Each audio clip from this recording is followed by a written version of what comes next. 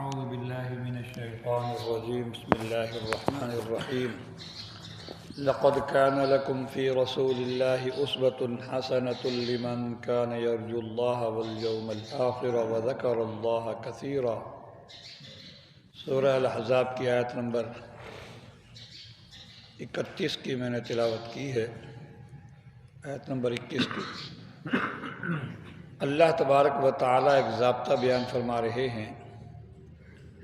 کہ یہ پکی اور سچی بات ہے کہ تمہارے لیے اللہ کے رسول کی زندگی میں بہترین نمونہ ہے۔ تمہارے لیے یعنی اس شخص کے لیے جو اللہ سے ڈرتا ہے اور آخرت کے دن کا یقین رکھتا ہے اور اللہ کو کثرت سے یاد کرتا ہے۔ جو آخرت کا یقین نہیں رکھتا اس نے تو نبی علیہ الصلوۃ والسلام کی زندگی کی طرف دیکھنا ہی نہیں ہے۔ نبی علیہ الصلوۃ والسلام کی زندگی کو وہی دیکھے گا اور اس کو نمونہ وہی بنائے گا جو اللہ کو یاد کرتا ہے، جس کے دل میں اللہ کا خوف ہے، جو آخرت کا دن کا خوف رکھتا ہے، آخرت کے دن کا یقین رکھتا ہے، جس کا اللہ پر آخرت کے دن پر ایمان اور یقین ہے، وہی نبی علیہ الصلوۃ والسلام کی زندگی کو اپنے لیے نمونہ بنائے گا۔ اور جسے کہ پچھلے غزوہ احزاب کے اندر لوگوں کو یہی چاہیے تھا کہ حضور علیہ الصلوۃ والسلام کی اتباع کرتے اور ویسا ہی کرتے جیسے حضور علیہ الصلوۃ والسلام نے کیا۔ حضور علیہ الصلوۃ والسلام تو بنفس نفیس جو ہے وہ جنگ کے اندر شریک ہیں، لیکن منافقین جو اپنے آپ کو مسلمان کہتے تھے، زبانی دعویٰ کر رکھا تھا، حضور علیہ الصلوۃ والسلام کی اتباع کرنے کے بجائے گھروں کے غیر محفوظ ہونے کا بہانہ بنا کر راہ فرار اختیار کرنے لگے اور واپس جانے لگے۔ حالانکہ اگر کوئی مسلمان ہے تو اس کے لیے تو نبی علیہ الصلوۃ والسلام کی زندگی نمونہ ہے۔ حضور بنفس نفیس خود جب جنگ کے اندر شریک ہیں تو پھر جو اسلام کا دعویٰ کرتا ہے اس کو بھی جنگ کے اندر شریک ہونا چاہیے تھا، لیکن وہ یہاں شریک نہیں ہوا، واپس جانے کی کوشش کر رہا ہے، گویا کہ اس نے حضور علیہ الصلوۃ والسلام کی زندگی کو اپنے لیے نمونہ نہیں بنایا۔ حضور علیہ الصلوۃ والسلام جس طرح غزوہ احزاب کے موقع پر نمونہ ہیں، آپ علیہ الصلوۃ والسلام جو ہے وہ زندگی کے ہر شعبے میں اللہ پاک نے آپ کو نمونہ بنا کر بھیجا ہے۔ نمونے کا مطلب یہ ہوتا ہے کہ ہر شعبہ زندگی میں آپ علیہ الصلوۃ والسلام نے جو طریقہ اختیار کیا، جس طریقے سے زندگی گزاری، اسی کے مطابق اپنی زندگی گزارے۔ بیوی گھر کے اندر آپ کے کیا حالات تھے، آپ کیسے زندگی گزارتے تھے، بیویوں کے ساتھ آپ کے کیا تعلقات تھے، اولاد کے ساتھ آپ کا سلوک کیا تھا، رشتہ داروں کے ساتھ آپ کا سلوک کیا تھا، اٹھنا بیٹھنا کیا تھا، مسجد کی زندگی کیا تھی، بازار کی زندگی کیسی تھی، سب چیزوں کے اندر حضور علیہ الصلوۃ والسلام کی زندگی مسلمانوں کے لیے نمونہ ہے۔ یہ بالکل علماء کرام ایسی مثال دیتے ہیں کہ جب ہم درزی کے پاس جاتے ہیں تو اسے ایک ان سلا سوٹ دیتے ہیں اور ایک سلا ہوا سوٹ دیتے ہیں۔ ان سلا سوٹ جو نیا لے کر گئے ہیں اس کو تو سینا ہے اس نے، اور جو پہلے سے سلا ہوا ہے وہ درزی کے لیے نمونہ ہوتا ہے۔ اب وہ گویا کہ درزی پابند ہو جاتا ہے اس ان سلے سوٹ کو سلے ہوئے سوٹ کے مطابق سینے کا۔ اگر وہ اس کے مطابق سیے گا تو پھر وہ شاباشی کا حقدار ہوگا، اس کو اجرت دی جائے گی، اور اگر وہ اس دیے ہوئے نمونے کے مطابق نہیں سیتا تو شاباشی تو دور کی بات ہے، وہ تو جو ہے وہ گالم گلوچ کا حقدار ہو جاتا ہے، وہ تو جو ہے اس نے نقصان کر دیا۔ پھر علماء کرام لکھتے ہیں، فرمایا کہ اگر یہ سمجھ لو کہ ایک جوڑے کے اندر 25 جوڑ ہوتے ہیں، ایک جوڑے کے اندر فرض کر لو 25 جوڑ ہیں، اور اگر درزی نے آپ کے دیے ہوئے نمونے کے مطابق 22-23 جوڑ تو آپ کے نمونے کے مطابق سی دیے، 2 جوڑ اس نے آپ کے نمونے کے خلاف سی دیے، پھر بھی آپ اس کی محنت کو قبول نہیں کریں گے۔ وہ کہے گا بھائی 23 جوڑ تو میں نے نمونے کے مطابق سیے ہیں، 90% تو میں نے نمونے کے مطابق سیا ہے، 10% خلاف ہے، غلط ہے، تو 90 کی تو قیمت دے دو، 90% کی۔ تو آپ کہیں گے نہیں، جو 10% کی خرابی ہے وہ 90% کی صحیح پر بھی غالب آ گیا۔ اس نے کوئی جوڑ تنگ کر دیا، باقی سب ٹھیک ہے، دھاگا بھی صحیح ہے، سلائی بھی ٹھیک ہے، لیکن نمونے کے اس نے 20 جوڑوں میں سے 2 جوڑ اس نے خراب کر دیے، 100% میں سے 90% اس نے صحیح سیا اور 10% خراب کر دیا، تو پوری محنت اس کے منہ پر دے ماری جاتی ہے۔ تو اسی طرح علماء کرام یہ مسئلہ سمجھاتے ہیں، حضور علیہ الصلوۃ والسلام کو اللہ تبارک و تعالیٰ نے دنیا کی زندگی گزارنے کے لیے ہمارے لیے نمونہ بنا کر بھیجا ہے، تو ہمیں بھی 100% حضور علیہ الصلوۃ والسلام کی زندگی کو نمونہ بنانا چاہیے، چاہے وہ گھر کی زندگی ہو، بازار کی زندگی ہو، چاہے وہ اپنے جسم کی زندگی ہو، ظاہری وضع قطع ہو، اس میں بھی ہمیں آپ علیہ الصلوۃ والسلام کو نمونہ بنانا چاہیے۔ کہیں ایسا نہ ہو کہ، بلکہ میں تو یہ کہا کرتا ہوں کہ جب میں اپنی گریبان میں جھانکتا ہوں تو شاید 5-10% کی زندگی نمونے کے مطابق ہوگی، 90% میری زندگی نمونے کے خلاف چل رہی ہے۔ تو ہمارا دستور تو یہ ہے کہ درزی کی 90% کی محنت جو نمونے کے مطابق تھی، 10% کی خرابی کی وجہ سے ہم نے 90% کو بھی قبول نہیں کیا، تو جبکہ میری زندگی 5% مطابق ہے نمونے کے اور 95% نمونے کے خلاف ہے، تو کل اللہ کے دربار میں کس منہ سے اپنی زندگی کو پیش کریں گے کہ میں یہ زندگی گزار کر آیا ہوں، قبول کر لوں۔ اس لیے حضور علیہ الصلوۃ والسلام زندگی کے ہر شعبے کے اندر، اور نمونے کی برکت یہ ہے کہ سادہ سی مثال علماء نے دی ہے کہ جو چیزیں عبادت نہیں ہیں، طبیعت کے تقاضے ہیں، پانی پینا ہے، اگر کوئی آدمی پانی نہیں پیتا تو گناہ نہیں کر رہا، اس کو ابھی پیاس ہی نہیں لگی۔ کوئی ہے تو آدھا گھنٹے بعد گھونٹ گھونٹ پانی پی رہا ہے، کوئی 5 گھنٹے بعد پیتا ہے، کوئی 10 گھنٹے بعد پانی پیتا ہے، تو یہ طبیعت کا تقاضا ہے، ٹھیک ہے نا۔ کوئی شریعت کا حکم نہیں ہے کہ تو نے اس گھنٹے بعد پانی پینا ہے، 2 گھنٹے بعد پانی پینا ہے، جیسے تقاضا ہوگا، لیکن یہی طبیعت کا تقاضا انسان یہ سوچ لے حضور علیہ الصلوۃ والسلام کے تو پینے کا کوئی طریقہ ہوتا ہوگا۔ تو علماء کرام نے 6 سنتیں لکھی ہیں، 6 سنتیں، بیٹھ کر پینا، دائیں ہاتھ سے پینا، پینے سے پہلے پانی کو دیکھ لینا، بسم اللہ پڑھ کر پینا، 3 سانسوں میں پینا، پینے کے بعد الحمدللہ کہہ دینا، کوئی مشکل کام نہیں ہے، لیکن جب اس طرح پئیں گے تو یہ طبیعت بھی عبادت بن جائے گی، اور اس پر بھی اللہ تبارک و تعالیٰ ایک حدیث کی روح سے 600 شہیدوں کا ثواب دیں گے۔ من احیا سنتی عند فساد امتی فلہ اجر 100 شہید، یہ الفاظ ہیں حدیث کے۔ میری امت کے بگاڑ کے زمانے میں، اور آج کل بگاڑ کا زمانہ ہے،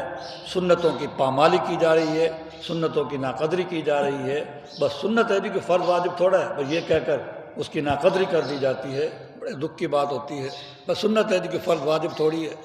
اللہ کے نبی صلی اللہ علیہ وسلم کا طریقہ ہے، اس کو ہم ایسے ہی چھوڑ دیں؟ تو اس لیے جب اس طرح یہ امت کی بگاڑ کا زمانہ ہے تو شریعت کے نبی صلی اللہ علیہ وسلم کے نمونے کے مطابق پانی پیے گا تو پیاس پھر بھی بجھ جائے گی، اور 600 شہیدوں کا مفت میں ثواب بھی مل جائے گا۔ تو حضور علیہ الصلوۃ والسلام کی زندگی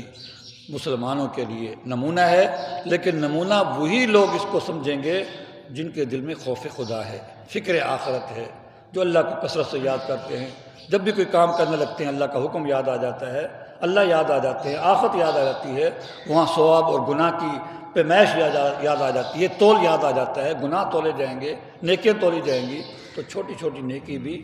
ایک حدیث کے اندر آتا ہے لا تحقرن من المعروف شیئا، چھوٹی سی چھوٹی نیکی کو بھی چھوٹا نہ سمجھ، پتہ نہیں اللہ پاک اسی کی برکت سے تمہیں معاف کر دیں، بخش دیں، اس لیے چھوٹی چھوٹی نیکیوں کو بھی چھوٹا نہیں سمجھنا چاہیے۔ اعوذ باللہ من الشیطان الرجیم، بسم اللہ الرحمن الرحیم۔ من المؤمنین رجال صدقوا ما عاهدوا الله علیہ فمنهم من قضى نحبه ومنهم من ينتظر وما بدلوا تبدیلا۔ سورہ الاحزاب کی آیت نمبر 23 کی میں نے تلاوت کی ہے۔ اللہ تبارک و تعالیٰ ارشاد فرماتے ہیں مخلص اہل ایمان کا تذکرہ کرتے ہوئے، اہل ایمان میں سے کچھ لوگ وہ ہیں جنہوں نے اللہ سے جو وعدہ کیا تھا اس وعدے کو سچا کر دکھایا۔ فَمِنْهُمْ مَنْ قَضَى نَحْبَهُ، پھر ان میں سے بعض وہ ہیں جنہوں نے اپنی آرزو اور خواہش اور نظر کو پورا کر دیا۔ وَمِنْهُمْ مَنْ يَنْتَظِرُ، اور بعض ان میں سے وہ ہیں جو اپنی آرزو اور خواہش کے پورا ہونے کے اور نظر کے پورا ہونے کا انتظار کر رہے ہیں۔ وما بدلوا تبدیلا، اور انہوں نے کچھ بھی اپنی نظر اور خواہش میں تبدیلی نہیں کی۔ مخلص صحابہ کرام رضی اللہ تعالیٰ عنہ اجمعین نے ایک تو اللہ سے عام وعدہ کیا تھا، اللہ اس کے رسول سے، جس کو ہم ایمان کا عہد کہتے ہیں،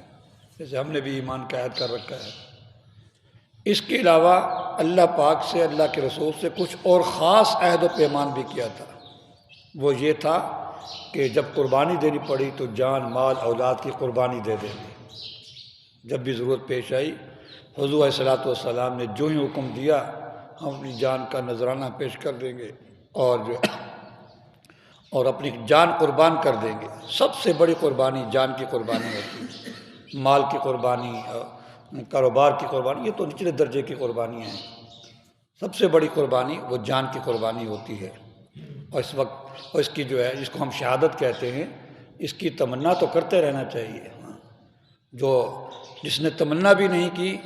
تو وہ نفاق کے ایک شعبے پر مرا۔ جس نے تمنا بھی نہیں کی، اور تمنا بھی دل سے ہو، سچی ہو، یہ نہیں کہ بس ایسے چلو ٹیمپری کر دی۔ تو فرمایا کہ اب ان میں سے بعض صحابہ کرام وہ ہیں جنہوں نے اپنی نظر کو پورا کر دیا، جان کی قربانی دے چکے ہیں، دے دی، اور بعض وہ ہیں جو ابھی انتظار کر رہے ہیں کہ ہمیں کب موقع ملے گا، ہمیں کب۔ یہ نہیں ہے کہ چلو ہماری جان چھوٹ گئی، وہ چلے گئے، ہماری جان چھوٹ گئی، نہیں، انتظار کر رہے ہیں، آرزو کرتے تھے۔ چھوٹے چھوٹے بچے جب ان کی تشکیل نہیں ہوتی تھی جہاد کے لیے تو وہ روتے تھے۔ ہم تو صرف وقت کی قربانی دینے کے لیے بھی تیار نہیں، مال کی قربانی دینے کے لیے تیار نہیں ہیں، وہ تو جان کی قربانی کی تشکیل نہ ہونے پر روتے تھے۔ کیا وجہ ہے کہ اللہ ہم سے ناراض تو نہیں ہو گیا کہ ہماری تشکیل نہیں کی جا رہی؟ فرمایا کہ اہل ایمان میں سے کچھ لوگ وہ ہیں جنہوں نے اللہ سے جو وعدہ کیا تھا اس وعدے کو سچا کر دکھایا، وہ شہادت والا وعدہ، قربانی کا وعدہ۔ فمنہم، اب وعدہ کیا تھا، اب ان میں سے کچھ تو وہ ہیں جنہوں نے اپنی آرزو اور خواہش کو پورا کر دیا، اپنی نظر کو پورا کر لیا، یعنی شہید بھی ہو گئے، اور بعض وہ ہیں جو ابھی انتظار کر رہے ہیں، اور ان کی خواہش اور آرزو میں ذرہ برابر بھی تبدیلی نہیں ہوئی۔ حضرت انس بن مالک رضی اللہ تعالیٰ عنہ جو مشہور صحابی ہیں، حضور علیہ السلام کے خادم ہیں، 10 سال خدمت کی ہے، 10 سال، بچے تھے، اور یہ فرماتے ان کے سامنے پردے کے احکام نازل ہوئے۔ پہلے یہ اندر آتے جاتے تھے، جب پردے کے احکام نازل ہوئے تو بچے تھے، اس نے ان کو باہر کھڑا کر دیا، تو سمجھ گئے کہ کچھ احکام نازل ہو گئے۔ پھر وہ آیتیں بھی نازل ہوئیں جو اسی صورت کے آخر میں آ رہی ہیں۔ وہ فرماتے ہیں کہ یہ جو آیت ہے یہ میرے چچا انس بن نضر کے بارے میں نازل ہوئی ہے۔ انس بن نضر یہ چچا ہیں انس بن مالک کے۔ وہ اس طرح کہ انس بن نضر غزوہ بدر میں شریک نہیں ہو سکے کسی عذر کی بنا پر، تو اس پر ان کو بڑا ملال تھا، اور بڑی جو ہے وہ جس طرح رنجش ان کے وہ غم ہوتا ہے کہ اتنا بڑا معرکہ ہوا اور میں اس میں شریک نہیں ہو سکا، مال و دولت کی وجہ سے نہیں، دین کے لیے قربانی دینے کی اس نظر سے۔ تو انہوں نے اللہ سے وعدہ کیا کہ آئندہ جب کوئی موقع ملے گا کفار سے جنگ کا تو میں نے اپنی جان جوکھوں پر لگا دوں گا، میں جان کی قربانی کر دوں گا۔ تو پھر اللہ تبارک و تعالیٰ نے غزوہ احد کے اندر موقع دیا اور انس بن نضر شریک ہوئے۔ انس بن نضر رضی اللہ تعالیٰ عنہ جو ہے، یہ جب وہ ظاہری پسپائی ہوئی مسلمانوں کی تو انہوں نے اللہ سے یہ فرمایا، اے اللہ مسلمانوں نے جو کیا ہے میں اس پر معذرت کرتا ہوں، میں اس پر معذرت پیش کرتا ہوں، اور جو کافروں کی طرف سے ہوا ہے میں اس سے برات کا اعلان کرتا ہوں، یعنی اپنے ایمان کا ثبوت اور اپنے شرک کی نفی کر رہے تھے۔ تو مسلمانوں سے جو ہوا ایک اجتہادی غلطی ہوئی تھی صحابہ کرام سے، جس کی وجہ سے پانسا پلٹ گیا، تو مسلمانوں سے جو ہوا میں اس پر معذرت کرتا ہوں۔ تو اس سے معلوم ہوا کہ کسی مسلمان بھائی سے کوئی ایسی غلطی ہو جائے تو اس کی طرف سے معذرت کرنا یہ بھی سنت صحابہ ہے، یعنی غلطی کسی اور سے ہوئی ہے، معذرت کوئی اور کر لے جا کر، یار معاف کر دو، تو میں اس کی طرف سے معافی مانگتا ہوں، یہ بھی بہت بڑی سنت صحابہ ہے۔ تو اے اللہ مسلمانوں سے جو ہوا میں اس پر معذرت کرتا ہوں، اور کفار کی طرف سے جو ہوا تو میں اس سے بری ہوں۔ بعض اوقات ہمارے حالات بھی ایسے ہو جاتے ہیں کہ ہمارے معاشرے کے اندر کوئی ایسے ایسے گناہ ہوتے ہیں تو برات کا اعلان کرا، اللہ میں اس گناہ کو برا سمجھتا ہوں۔ شاید میں نے پہلے حدیث بھی بیان کی تھی، اگر کسی بھی جگہ پر آپ ہزاروں میل دور بیٹھے ہیں کوئی گناہ ہو گیا تو اگر انسان کہے بہت اچھا ہوا تو وہ ملوث اور مجرم سمجھا جاتا ہے، اللہ کے ہاں اس کو مجرم لکھا جاتا ہے، اور اگر کسی مجلس کے اندر شریک ہو اور وہاں کوئی گناہ ہو جائے تو وہ دل سے ندامت کرے، اللہ سے کہے میں بری ہوں، باوجود مجلس میں شریک ہونے کے۔ دوست آپ کر دیتے ہیں اس طرح کی بکواس، تو اللہ اس کو بری کر دیتے ہیں، بھئی میں اس سے بری، میرے سے کوئی تعلق نہیں، غلط کام ہے یہ، تو اس سے نہیں بھئی میرا رشتہ دار ہے یا دوست ہے یا میرے محلے کا ہے، نہیں، اگر غلط کام ہے تو اس سے بری۔ تو حضرت انس بن نضر بھی یہ فرما رہے ہیں، اللہ جو مسلمانوں سے ہوا میں اس پر معذرت کر رہا ہوں، اور جو کافروں نے اہل ایمان کو شہید کیا نا، قتل کیا، اے اللہ میں اس سے بری ہوں، میں اس سے بری ہوں۔ اس کے بعد یہ بڑھے اور جو ہے حضرت سعد بن معاذ رضی اللہ تعالیٰ عنہ سے ملاقات ہو گئی۔ فرمایا سعد میں تو اس پہاڑ کے پیچھے سے جنت کی خوشبو پا رہا ہوں، انس بن نضر نے فرمایا میں اس پہاڑ کے غرے سے پیچھے سے مجھے جنت کی خوشبو آ رہی ہے۔ بس آگے بڑھے کفار کے مقابلے میں اور پھر شہید ہو گئے۔ حدیث میں آتا ہے کہ ان پر 80 زخم کے نشان تھے، 80 زخم کے، تلوار، نیزہ، تیر، ان چیزوں کے نشانات 80 تھے،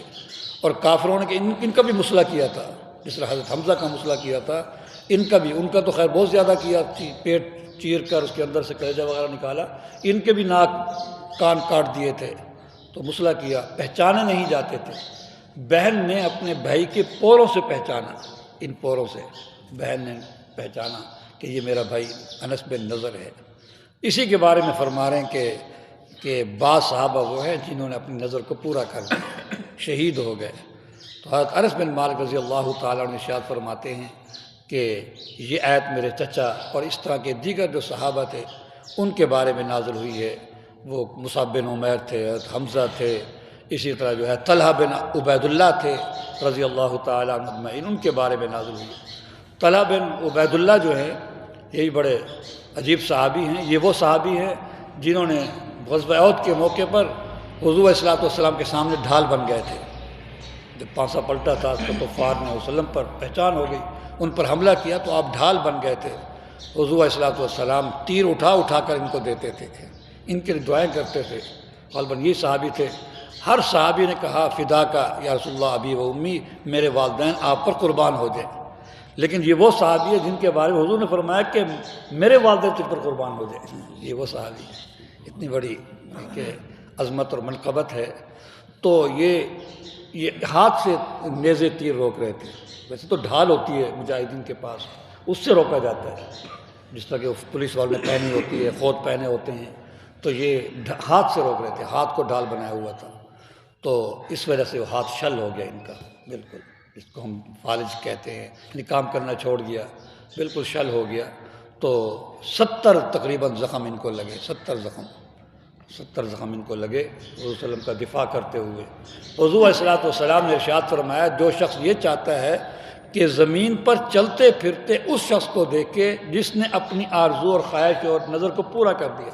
حالانکہ نظر کو پورا کرنے کا مطلب یہ ہے کہ شہید ہو گیا، لیکن جو شخص یہ چاہتا ہے کہ زمین پر چلتا ہوا بھی اس کو دیکھے اور اس کو یہ بشارت بھی مل گئی ہو کہ اس نے اپنی نظر کو کیا کر دیا، پورا کر دیا، وہ طلحہ کو دیکھ لے۔ حالانکہ طلحہ سن 30 ہجری میں جا کر شہید ہوئے ہیں جنگ جمل کے اندر، غزوہ احد میں بھی شہید نہیں ہوئے اور غزوہ خندق میں بھی شہید نہیں ہوئے، لیکن حضور علیہ الصلوۃ والسلام ان کو شامل فرما رہے ہیں وَمِنْهُمْ مَنْ قَضَىٰ نَحْبَهُ، جو اپنی آرزو پوری کر چکے، یعنی شہید ہو چکے، کیونکہ طلحہ کا جو عمل تھا آپ کے سامنے ڈھال بن گئے، ہاتھ سے تیر روک رہے ہیں، بالکل سامنے کھڑے ہوئے ہیں، ٹھیک ہے نا۔ تو یہ عمل خود اتنا تھا کہ گویا کہ انسان نے اپنے آپ کو کیا کر دیا، شہادت کے لیے پیش کر دیا۔ یہ تو زندگی تھی، تو شہید نہیں ہوئے، فوت نہیں ہوئے، لیکن ان کا عمل اتنا ہی تھا، ایسا تھا کہ گویا کہ شہادت ہی کی پوری آرزو ان کے دل میں ہے۔ تو فرمایا کہ اس نے گویا کہ اپنی شہادت کی آرزو کو کیا کر دیا، پورا کر دیا، اپنی نظر کو پورا کر دیا۔ تو جو شخص یہ چاہے کہ زمین پر چلتا پھرتا ہوا وہ شخص دیکھے جو اپنی شہادت کو لے چکا، نظر کو پورا کر چکا، وہ طلحہ بن عبید اللہ کو دیکھے، جس قدر صحابی تھے۔ فرمایا کہ اب کچھ صحابہ ایسے بھی ہیں جو اپنی نظر کو پورا نہیں کر سکے، شہید نہیں ہو سکے، لیکن انتظار کر رہے ہیں، یہ نہیں کہ جان چھوٹ گئی بچ گئے، نہیں، وما بدلوا تبدیلا، ان کی آرزو میں اتنی بھی تبدیلی نہیں ہے،